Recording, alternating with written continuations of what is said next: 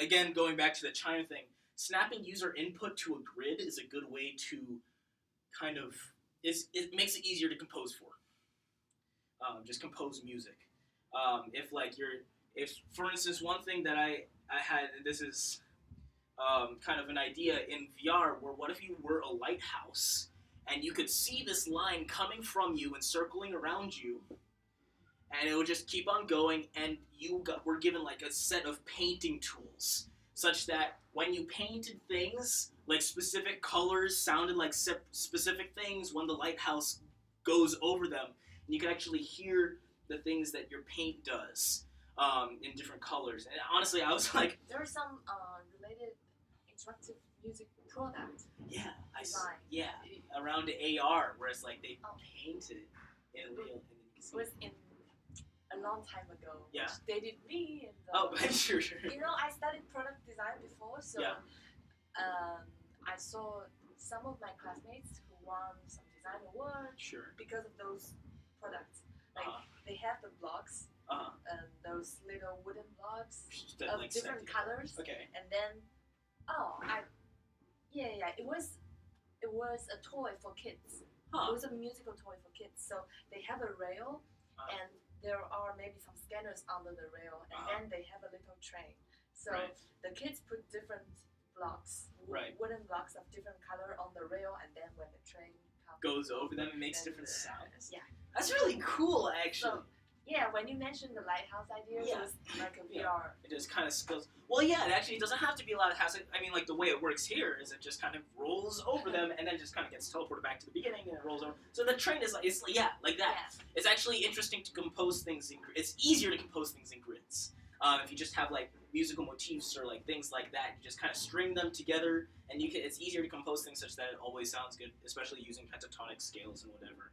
But, like, with those blocks, for instance, like, it rolls over and the music, dun, dun, dun, dun, and it's, like, chunked out. So that's a thing that just interactive music in general, it's easier to compose for. So that's, yes. That is, yes. So another thing is, like I mentioned, direction and velocity can change the music. You can have those as changeable parameters that affect how your sound plays. So, last week we actually discussed in the discussion where you'd have a toy and you'd throw it, and so you could hold it up to your ear and the instrument would be playing. But if it was moving super fast, like if you shook it really fast, it would play a different music. It would like still be the same instrument, but it would be a little bit more intense. So that way, when you throw a thing and it bounces all around the room, as it zooms by your ear, it goes. You kind of VR, stuff. Right? Yeah, in VR. So it's like, velocity and also direction, because it's possible to it can evaluate direction of movement. So maybe as it goes forward, it does a different sound. When it goes backwards, it's another sound. That could totally be an interesting kind of flip, and you can compose for that as well. And you could have that be a result of like puzzles and stuff. But that's like for people trying to get super into it, especially if like someone shakes it back and forth.